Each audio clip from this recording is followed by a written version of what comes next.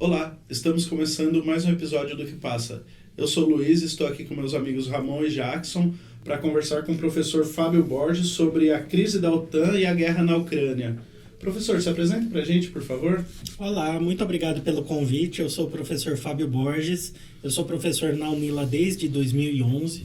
Eu sou economista, mestre em Relações Internacionais, doutor em Sociologia e fiz um pós-doc em Relações Internacionais. Aqui na UNILA, nesse momento, eu sou diretor do Instituto Latino-Americano de Economia, Sociedade e Política. Professor, a OTAN é uma organização criada no contexto da Guerra Fria, né? Atualmente é citada com frequência devido aos conflitos com a Rússia e a Ucrânia. E qual que era o papel dessa organização antes da guerra da Ucrânia? Bom, a OTAN ela nasce logo após a Segunda Guerra Mundial num contexto do início da Guerra Fria. É uma aliança entre países do norte, começaram com 6 países, especialmente Estados Unidos e França tiveram um papel importante em 1949. E basicamente, no contexto da Guerra Fria, o objetivo central era prevenir a expansão da União Soviética para o Ocidente capitalista e especialmente os países ricos do norte, por isso que é uma aliança do norte. Então o objetivo também tinha a ver com os aprendizados em relação à Primeira e Segunda Guerra Mundial. O que acontecia na Primeira e Segunda Guerra Mundial? Muitas alianças secretas.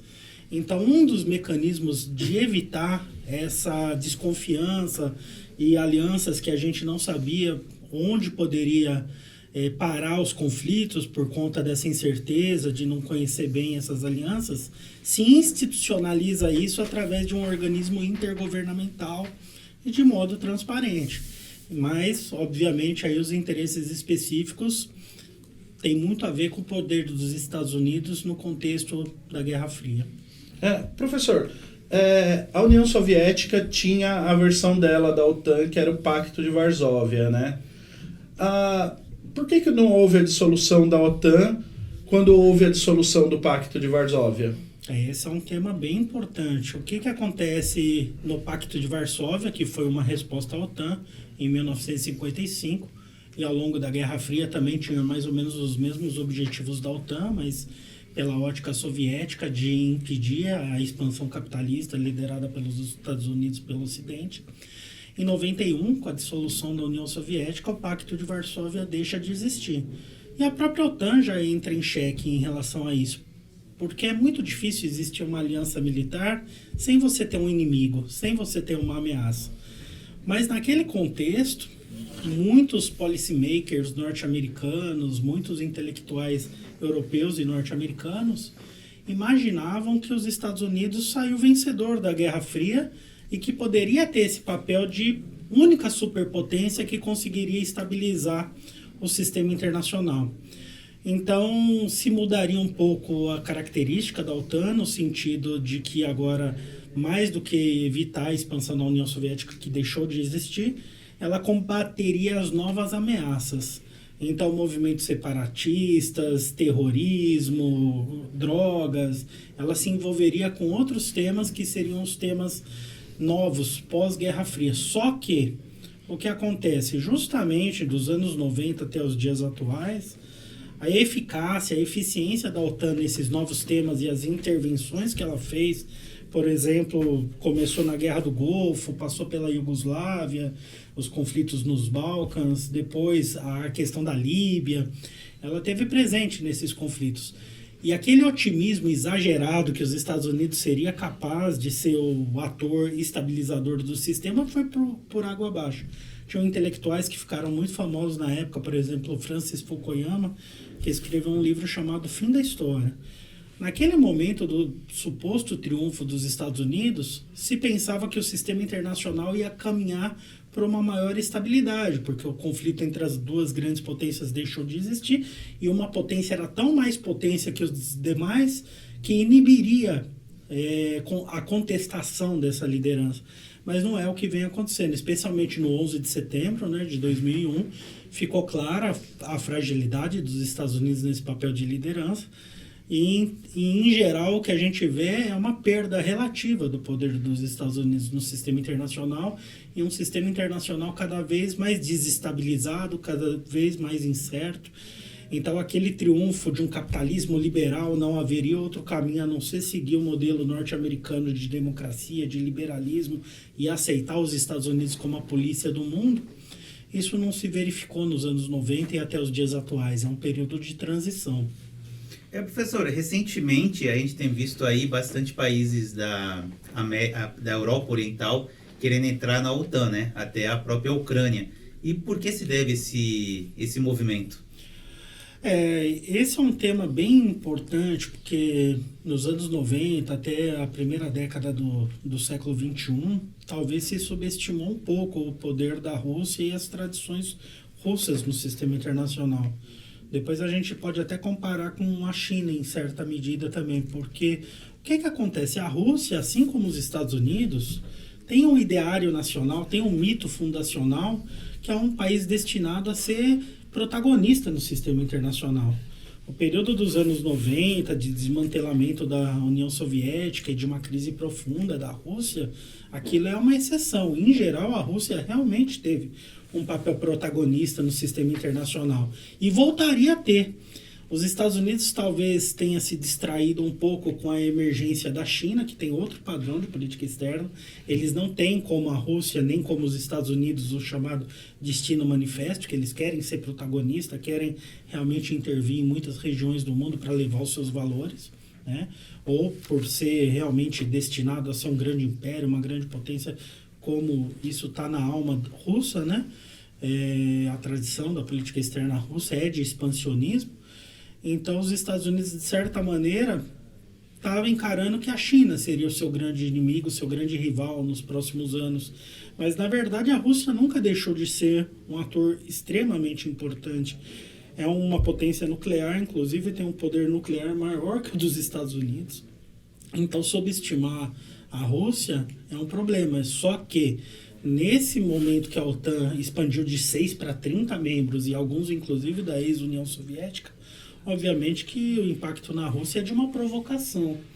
E a Rússia se sente no mesmo direito dos Estados Unidos de pensar preventivamente a sua própria segurança.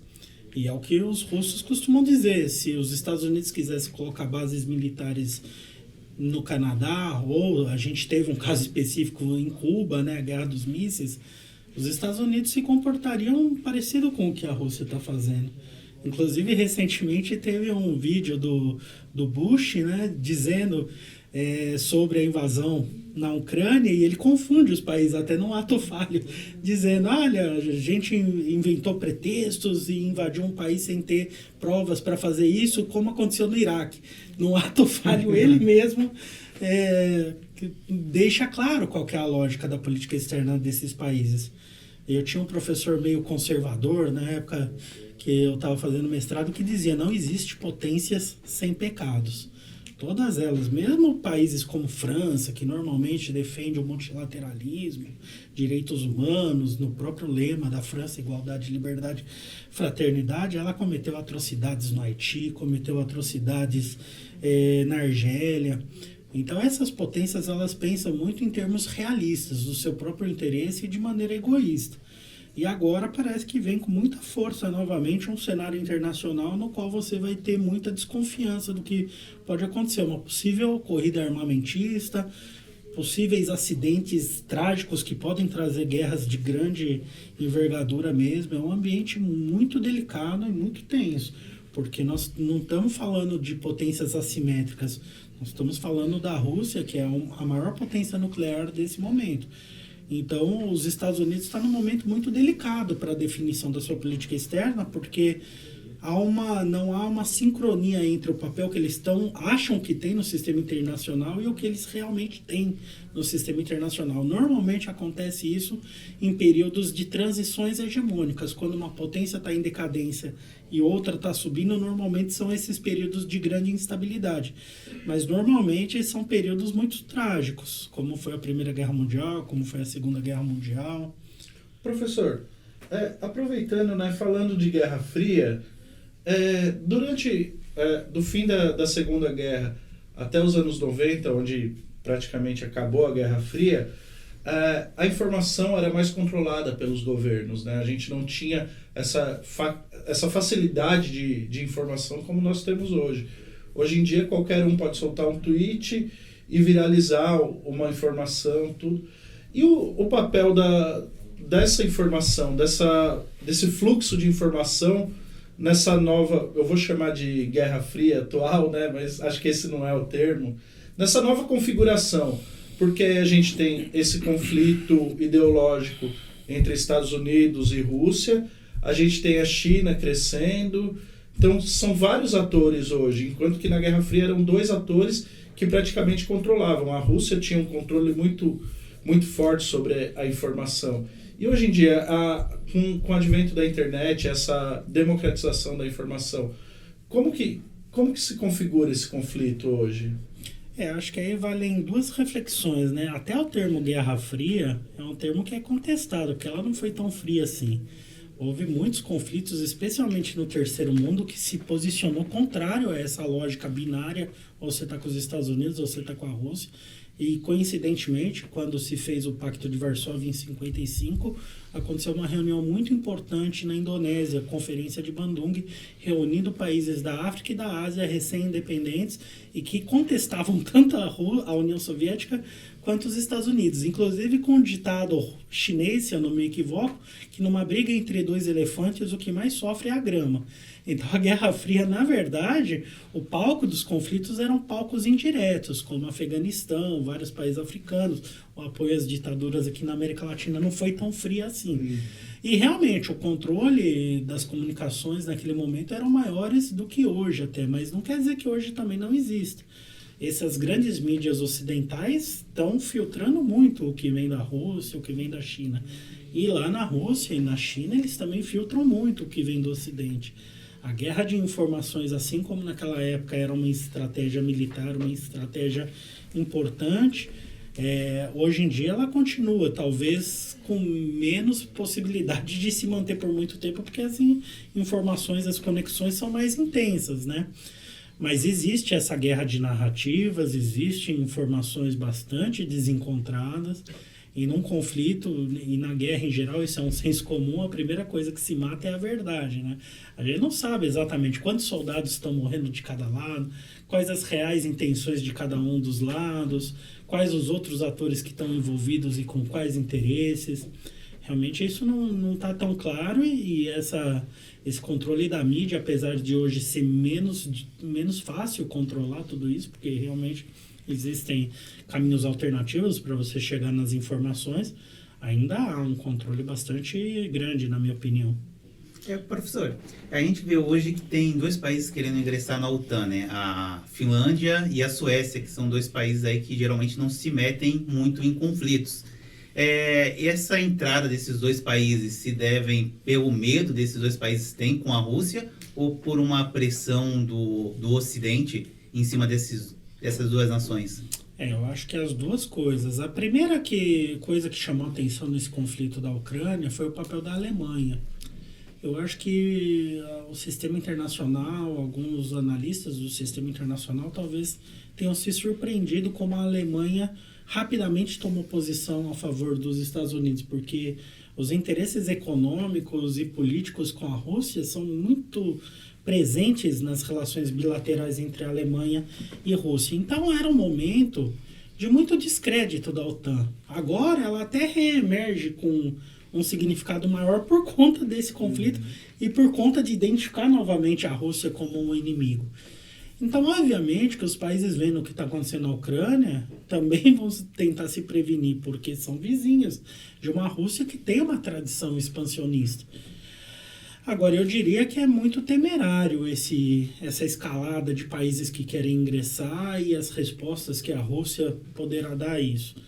Mais ou menos hoje eu li uma notícia, por exemplo, que o Japão também voltou a vender armas, exportar armas, o que o Japão, em tese, depois da Segunda Guerra Mundial, não poderia ter uma presença militar expansionista, só de defesa. É um outro ator que também a gente não pode subestimar. Então, diante desse cenário onde essas grandes potências estão se movimentando, a chance de qualquer faísquinha se tornar uma explosão grande é real. E quando a Suécia, quando a Finlândia sinalizam nesse sentido, eu acho que essa escalada não é a que deveria estar acontecendo. A gente não sabe onde vai parar isso. Pode acontecer realmente como aconteceu na Primeira Guerra Mundial, o assassinato de um arquiduque foi o estopim para um conflito bem maior. E o assassinato em si não era tão significativo assim.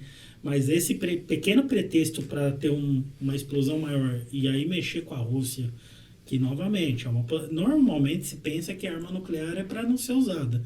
Ainda que os Estados Unidos tenham usado contra o Japão e de maneira cínica dizendo que não tinha outra saída, e tinha outra saída. A Rússia pode fazer o mesmo, quem disse que não, né? Então eu vejo com muita preocupação esse movimento. Agora, os diplomatas não estão indo bem nessas negociações, porque em vez de você ter um caminho de mesas de negociação, o que a gente vê é uma escalada de narrativas e de iniciativas que acirram ainda mais o conflito. O que será que está motivando essa dificuldade, professor, da diplomacia não conseguir abrir canal, né? A gente vê rolando na mídia que sempre aquela questão de abrir reuniões com o Putin, né? Sem intermediários, né? A nosso lado da narrativa, né, que chega pra gente é de que a Ucrânia está tentando abrir esse canal direto com o Putin. E Putin, por outro lado, fecha essas portas aí por razões diversas, né? Tanto por segurança e tudo mais. Nos outros conflitos a gente tinha um pouco mais desses diálogos um pouco mais estabelecidos, né? Apesar de não por muitos não frutificarem. Por que essa dificuldade está tão grande nesse momento? O erro central é por parte dos Estados Unidos, a meu juízo, que tem feito uma leitura do sistema internacional, daquilo que eu já tinha mencionado anteriormente, que eles continuam gozando de um status, de um poder que eles não gozam totalmente mais. Militarmente, eles continuam muito à frente dos outros.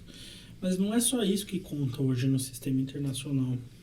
Questão energética, questão econômica, questão tecnológica, Rússia, China, Japão emergem, de certa maneira a Alemanha e França nunca deixaram de estar. Então o sistema internacional, e outros atores também, não é só os atores estatais que contam no sistema internacional, a formação da opinião pública internacional. Então eu acho que os Estados Unidos, de certa maneira, está pagando o preço de uma prepotência muito grande e da obsessão em ser o número um. Você não precisa ser sempre o número um no sistema internacional. Isso está custando muito caro para os Estados Unidos, essa obsessão de ser o número um.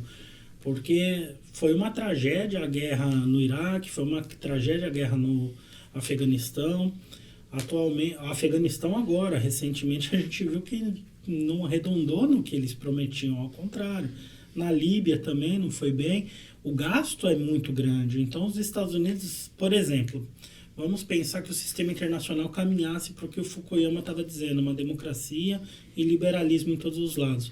Como os Estados Unidos vão justificar que as contas deles não fecham? Eles não têm responsabilidade fiscal, eles gastam muito mais do que arrecadam, emprestam dinheiro e emitem dinheiro sem ter lastro nenhum.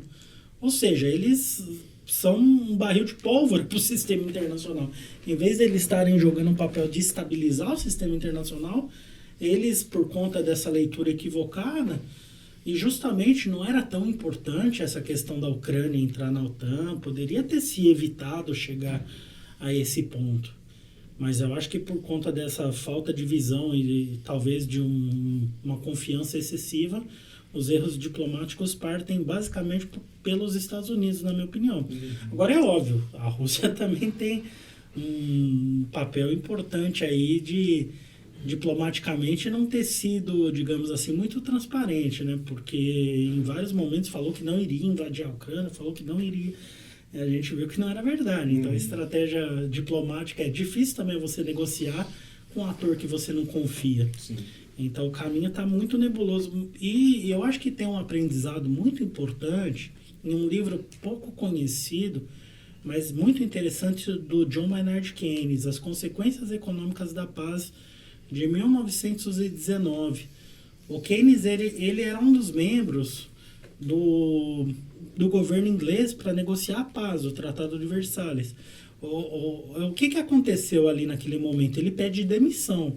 E por que ele pede demissão? Porque ele percebe uma coisa muito clara, um erro muito claro por parte dos franceses e dos ingleses. Ao punir a Alemanha de uma maneira tão vingativa, O que ele geraria naquele momento é uma Segunda Guerra Mundial, inclusive ele escreve com todas as letras, olha, vai haver a ascensão do irracional na Alemanha e ter uma Alemanha instável é ruim para toda a Europa. Ele escreveu em 1919 isso. Escreveu sobre a Rússia também. Ele fala, olha, se a gente quer realmente que a Rússia não seja uma ameaça, a gente tem que se aproximar da Rússia, não isolar a Rússia. Em 1919, quanto mais relações o Ocidente tenha com a Rússia, ou quanto mais relações os Estados Unidos tivessem com Cuba, por exemplo, mais fácil seria lidar com essas diferenças e provavelmente esses sistemas durariam menos tempo, né, por conta das fragilidades também desses sistemas. Então, a dica diplomática já estava ali, né? Se você utilizar mecanismos, às vezes, não militares e utilizar a cultura, utilizar outros mecanismos para lidar com esses conflitos, talvez você tenha mais sucesso do que a força bruta. Uhum. Eu só queria retomar, professor, um ponto das transições hegemônicas que você falou, né? Em outros momentos históricos, a gente passou por esse mesmo contexto, mas nesse atual, acho que a gente tem 3 atores, né, que estão aí disputando. Tem os Estados Unidos que estão batalhando para se manter, a China, né, que é esse elemento de crescimento rápido nesses últimos anos, e a Rússia agora com essa demonstração de força, né? Em outros momentos também houveram disputas entre mais de 2 potências hegemônicas, tentando buscar o primeiro lugar. Como é que isso se desenhava? Em vários momentos foram trágicos. Por exemplo, um momento trágico que a gente percebe que há uma transição hegemônica e que é muito recente, mas que pouca gente conhece, é a transição da China para a Inglaterra, que foi na Guerra do Ópio, no século XIX. Até ali não era que a Europa já era o centro do mundo, não era o centro do mundo. Passa a ser o centro do mundo com as invasões na China, e que a China, com os seus elementos históricos de política externa, em geral, a China tem uma preocupação mais com assuntos internos do que externos. Eles não podem se dar ao luxo de ter uma política expansionista tendo que manter um território daquele tamanho unido e com uma população tão grande unida. Uhum. É uma limitação para eles, mas também tinha um elemento cultural. Eles viam o Ocidente como barbárie. Quanto menos contato tivesse com o Ocidente, melhor. E quando tiveram, constataram que era verdade. Uhum. Na Guerra do Ópio foi mais ou menos isso. Então foi um momento importante, porque a China, por mais de 1000 anos, foi hegemônica. Então não quer dizer que é uma surpresa a China voltar ao centro do sistema internacional. Ela deixou de estar no centro do sistema internacional por um período curto de tempo, que foi esse período europeu, do século XIX até o começo do século XX. E aí nós tivemos 5, 6 potências disputando o poder no final do século XIX e no começo do século XX. E que traz em xeque uma questão para os internacionalistas. Qual sistema internacional é o mais estável? É um sistema unipolar, bipolar ou multipolar? Porque ali era multipolar. Mas o problema de um sistema multipolar foram justamente as alianças secretas. Porque aí os países não conseguiam saber exatamente o poder dos rivais. E você entra num conflito achando que você vai ganhar o conflito. Uhum. Então, curiosamente, paradoxalmente, um sistema multipolar gerou muita instabilidade, que é o que se defende agora. O multilateralismo, um sistema multipolar. Inclusive, isso é muito encabeçado pelos países dos BRICS, né? Brasil, Índia, Rússia, China, África do Sul, que também são atores importantes, hein? Não é só China e Rússia, não. Acho que Brasil, Índia vão jogar também papéis importantes nesse novo concerto mundial, que não é bem concerto, é um desconcerto. Mas, de qualquer maneira, eu acho que essa multiplicação de atores que influenciam no sistema internacional, nesse momento, é algo parecido com o que aconteceu do final do século XIX e começo do século XX. Só que ali eles tinham esses mecanismos de alianças secretas, de uma corrida armamentista, menos transparência, talvez, nesses elementos. Hoje, a diplomacia aprendeu alguma coisa com o que aconteceu naquela época. Por isso existem as instituições internacionais como o Conselho de Segurança da ONU, Fundo Monetário Internacional, Banco Mundial. Mas até essas instituições, elas não estão em sincronia com a atual configuração de poder do mundo.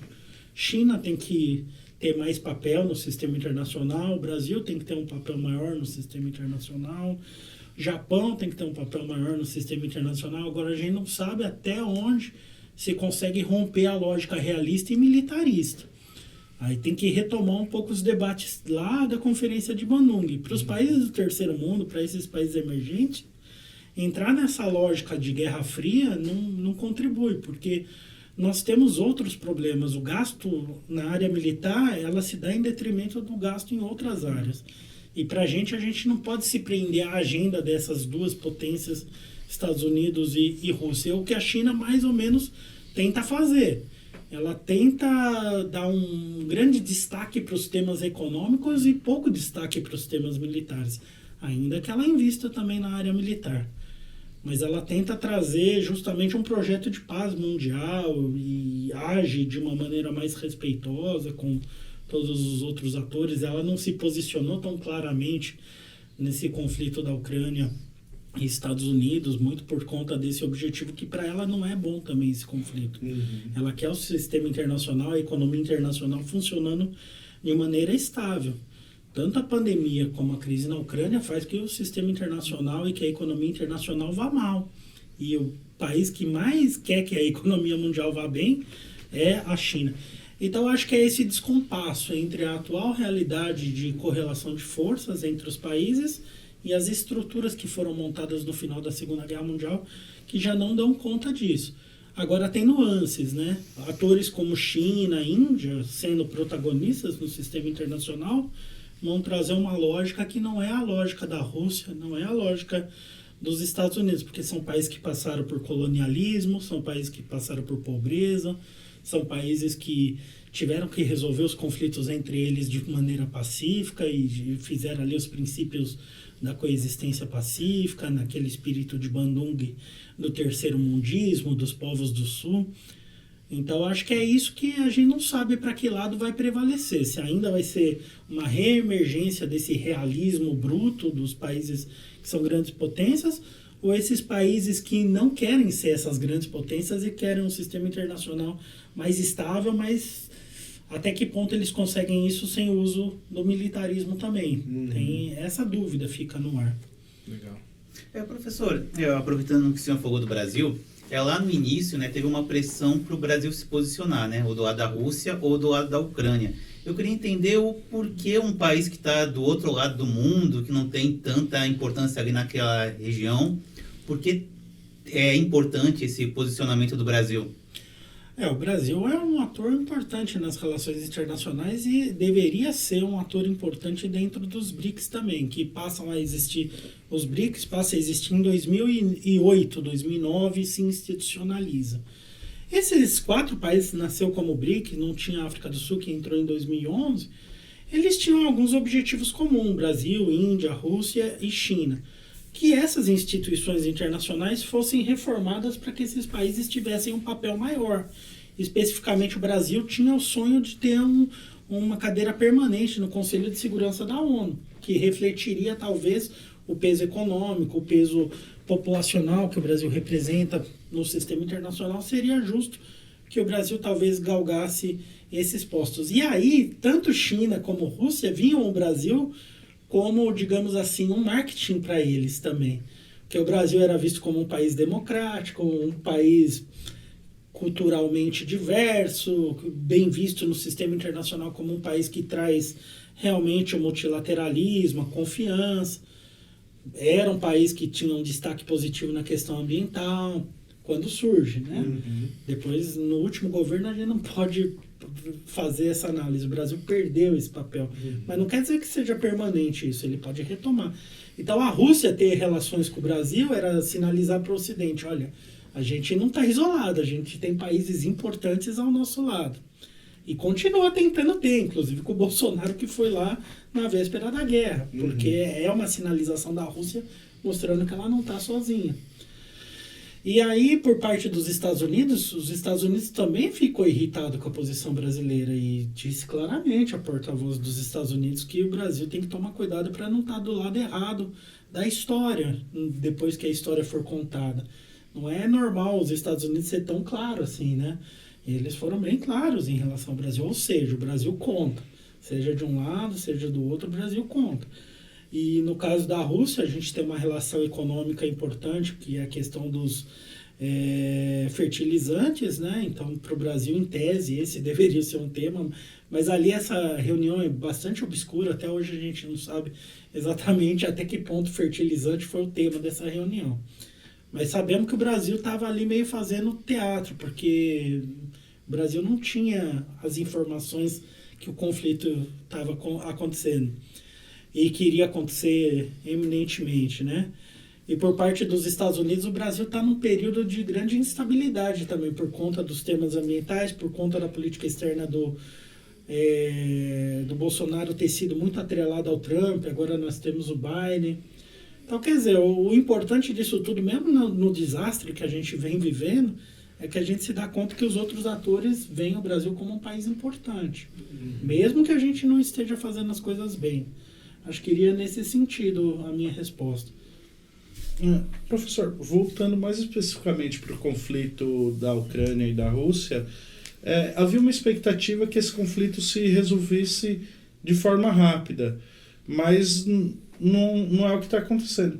Por que ainda não houve uma resolução desse conflito? Esse é um tema super difícil de saber as informações totalmente corretas, porque havia uma expectativa que fosse rápido pelos analistas ocidentais. Nunca os russos disseram que aquilo ia ser rápido e que eles queriam que fosse rápido. A gente não tem certeza qual que é a estratégia militar russa. Só que talvez a Rússia não tenha percebido e talvez não tenha previsto que a ajuda do Ocidente indireta seria tão expressiva. Isso vai gerar ali um impasse e que pode redundar num conflito mais largo, como foi para os Estados Unidos guerra do Vietnã, como foi para os Estados Unidos guerra da Coreia, como foi o caso do Afeganistão. Os conflitos a gente sabe como começam, mas é difícil saber como terminam. Então, nesse momento que estão fornecendo armas, estão fornecendo ajuda econômica, estão querendo fazer sanções com a Rússia, primeiro que fortalece o governo russo, ao contrário do que o Ocidente pensa. A popularidade do Putin só aumentou diante desse conflito.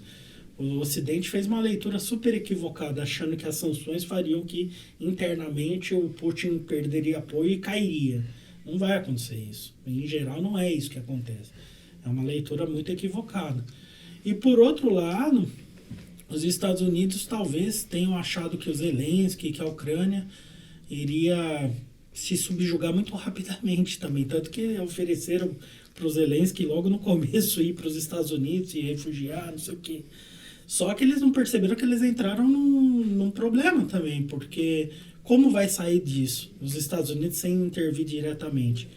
E a hora que bater de frente Rússia e Estados Unidos por conta de alguma coisinha que pode acontecer, a gente não sabe a reação da Rússia, né? Ainda está muito delicado saber os desdobramentos desse conflito. Mas, para resumir, eu acho que o Ocidente achava que ia ser rápido. Não acho que a Rússia achava que ia ser rápido. Professor, já fazendo já que é difícil a gente pensar no fim desse conflito, né, na forma como ele vai finalizar, que tipo de cicatrizes isso pode gerar depois que acabar, né? A gente vê que a maioria das intervenções militares mais recentes, né, que ocorreram, acabaram deixando os países piores do que estavam, né? Assim, com movimentos extremistas, disputas internas, né?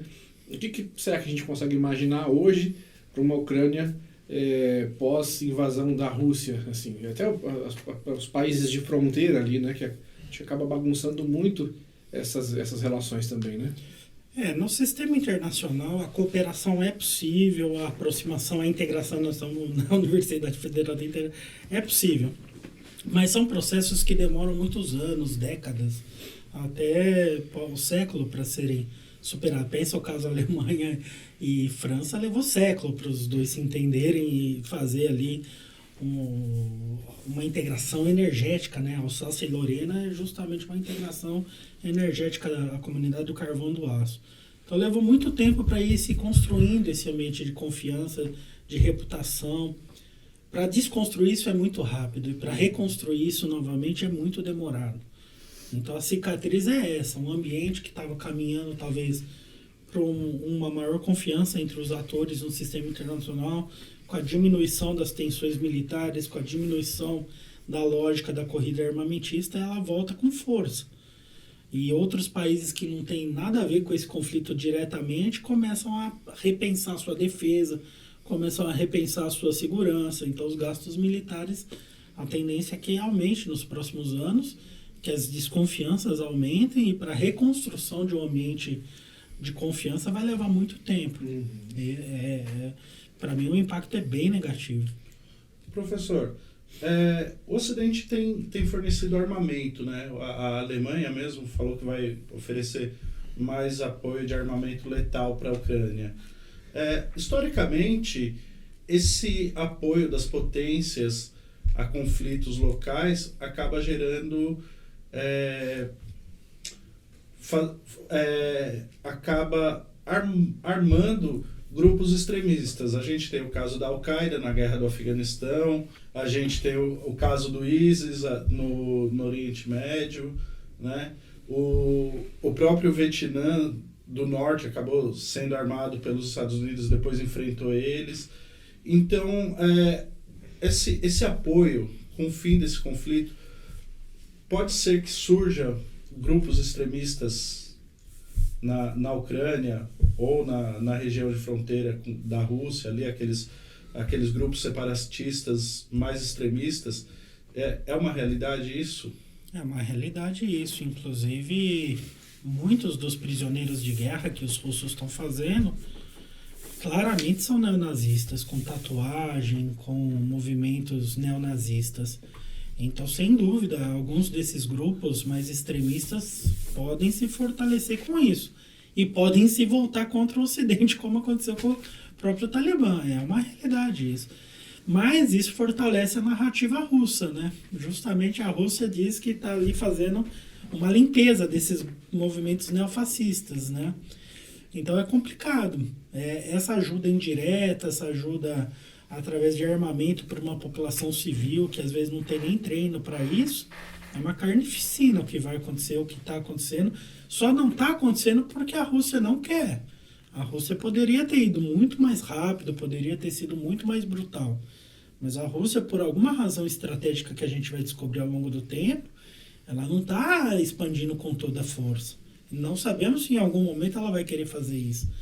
Mas é uma estratégia muito temerária do Ocidente simplesmente jogar armas para os civis e grupos que ideologicamente podem ser um desastre também, como são os neofascistas.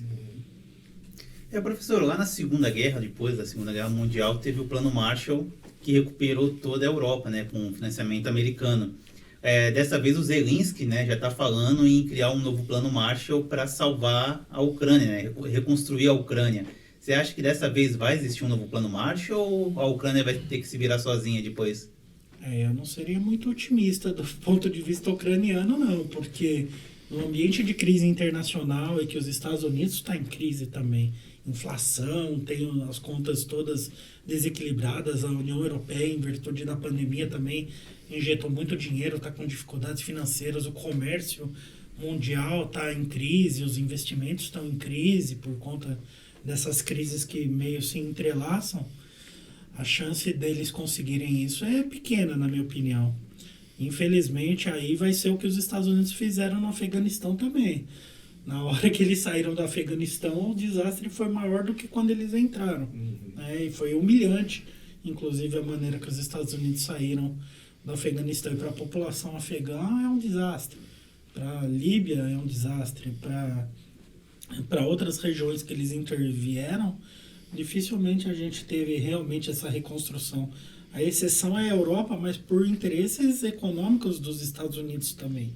Os europeus deviam muito dinheiro para os Estados Unidos, então para os Estados Unidos era bom reconstruir uma região na qual, depois de reconstruída, eles teriam que pagar as dívidas de guerra para os Estados Unidos.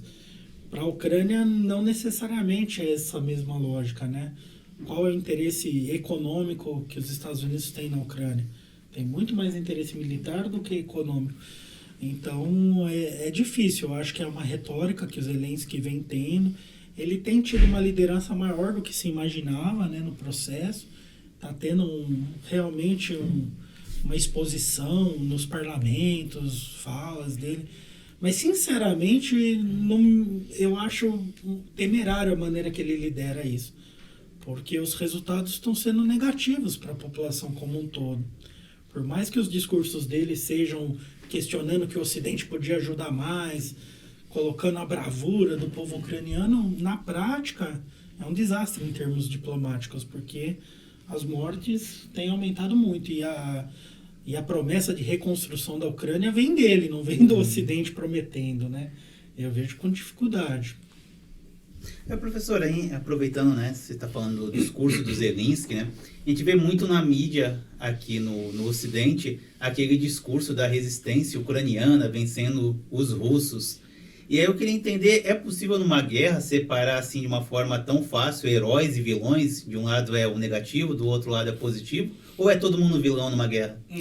Difícil ter, não tem bonzinho contra essa imagem dualista. Em guerra é muito difícil você ter o bem contra o mal, porque na verdade ali todos estão agindo por interesses. Até eu estava citando esse professor, vou até falar o nome dele, Oliveiras Ferreira, que era um senhorzinho já nos anos 2000, ele já era bem senhorzinho, né?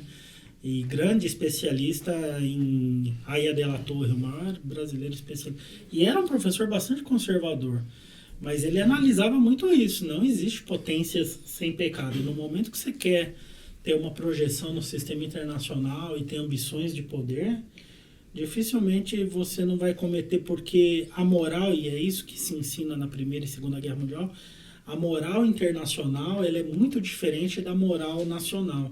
O que eu quero dizer com isso? Se você mata 2.000 pessoas nacionalmente, vai ser uma tragédia. Mas se você anuncia, matei 2.000 estrangeiros numa operação militar, isso é mais ou menos menos imoral. Então, essa lógica da moralidade internacional num conflito, ser justificando que isso é por conta da sua segurança nacional, gera uma lógica perversa, porque realmente você pode cometer, e ali está se cometendo de tudo. No futuro, a gente vai saber as narrativas dos estupros, das torturas. Então não tem, de um lado ou de outro ali é complicado você conseguir, e nas guerras em geral, como você bem colocou, né? Professor, a gente precisa encerrar, queria conversar mais sobre esse tema, mas queria agradecer a sua participação. Eu é que agradeço, é sempre um prazer falar com vocês, né? E aí, aproveitando então também esse momento para falar que a gente tem um projeto de extensão na UNILA sobre o Observatório dos BRICS, que esse tema é um tema que a gente trabalha em várias lives, em algumas publicações também. E um outro grupo de pesquisa que eu tenho, né, que é o Descolonizando as Relações Internacionais, onde a gente tenta trazer essas perspectivas alternativas das teorias de relações internacionais que talvez digam respeito mais aos nossos próprios interesses. Então, também agradeço aí o espaço para divulgar esses trabalhos que nós temos. Professor, você falou dos BRICS, aí eu queria fazer mais uma pergunta que eu fiquei curioso. No início dos anos 2000, os BRICS, né, os grupos das potências em ascensão, eles pareciam ter mais relevância no cenário internacional. Não sei se pelo contexto da pandemia, da crise econômica e tal, a gente tem visto falar muito das três grandes maiores potências agora, a China, a Rússia e os Estados Unidos. Mas até meados de 2010, um pouco depois, a gente ainda via com mais relevância no cenário internacional os países emergentes, né? Brasil, África do Sul, a própria Índia. Houve uma diminuição na relevância ou foram outros fatores que trouxeram esses protagonistas, né, esses três protagonistas à tona agora? Eu falo em termos de mídia, de informação que chega pra gente. Tem outros fatores. O fator Brasil foi muito importante, porque o Brasil na mídia internacional, no sistema internacional, tinha muita relevância como um ator, como um líder. Inclusive dentro dos BRICS era um líder. Então, esse momento estranho que o Brasil passa, o Brasil deixou de ter esse papel de interlocutor com todos, com os Estados Unidos, com os BRICS, com a Europa. A gente tinha esse papel de um interlocutor entre um mundo tão diverso, o Brasil sendo uma ponte entre essas diversidades todas. O Brasil deixou de ter essa relevância. A África do Sul, ela passa crises internas muito grandes também, o que limita a política externa dela. Então, também ali é aquilo mais ou menos que eu estava falando da Índia, da China. Muitas vezes os problemas internos consomem tantas forças desses países que eles têm maior dificuldade de serem mais ousados, de serem mais protagonistas. Mas eles não deixaram de ser protagonistas, e os Estados Unidos trabalhou para fortalecer esse grupo quando o Trump falava American First. Foi justamente nesse momento de mais unilateralismo dos Estados Unidos que esses outros grupos começam a se fortalecer, porque não pode ser America First. O sistema internacional envolve muitos outros países. Agora, o que é difícil saber é que tipo de novo concerto, com quantos atores, porque tão pouco só esses 5 dos BRICS resolvem toda a estabilidade do sistema. Tem outros, a Argentina pedindo para ingressar nos BRICS e tendo convite para ingressar nos BRICS. Nós temos México, nós temos Indonésia, nós temos Turquia, nós temos outros atores relevantes. Tampouco a gente quer fazer uma nova ordem mundial que gere um oligopólio de poucos atores. A gente tem que tentar pensar uma coisa um pouco mais plural ainda que isso. É meio utópico, mas é importante que se pense.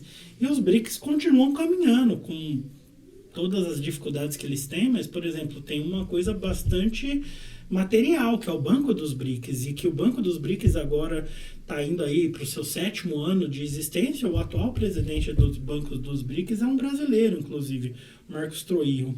O Brasil poderia estar tendo um protagonismo maior. E ao contrário do que muita gente pensava, que a guerra na Ucrânia iria fragilizar os BRICS, porque a Rússia poderia sofrer sanções, está sendo a tábua de salvação da Rússia. Nenhum dos países dos BRICS está se posicionando contra a Rússia.